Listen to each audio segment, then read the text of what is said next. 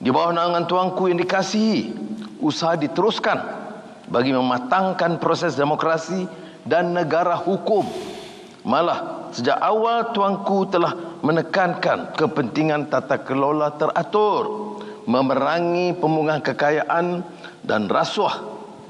Kerajaan bertekad untuk melaksanakan dasar yang saksama, menjamin pengagihan kepada semua negeri dan wilayah, terutamanya di kalangan rakyat miskin dan terpinggir. Ampun tuanku, rakyat Malaysia pada hari ini berdepan dengan pelbagai ketidaktentuan dunia.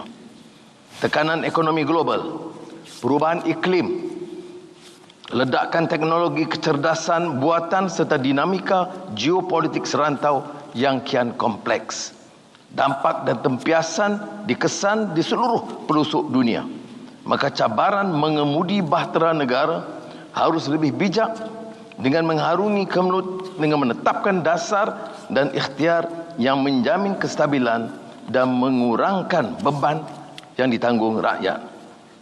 Di antara prakasa yang dihamparkan termasuk langkah penjabatan cermat, tata kelola yang baik dan penyasaran subsidi minyak.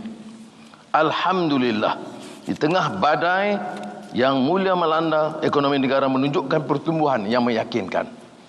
Pelaburan domestik dan asing mencatat peningkatan. Kadar pengangguran kekal rendah, manakala keyakinan pelabur antarabangsa terhadap Malaysia semakin kukuh. Reformasi fiskal yang dilaksanakan dengan berhemah, pemerkasaan perusahaan kecil dan sederhana, serta agenda transformasi digital membuka ruang dan peluang pekerjaan bermutu khususnya buat generasi muda. Program bantuan bersasar diperhalusi, pengukuhan jaringan keselamatan sosial diperkukuh, serta kemudahan kesihatan dan pendidikan terus ditambah baik.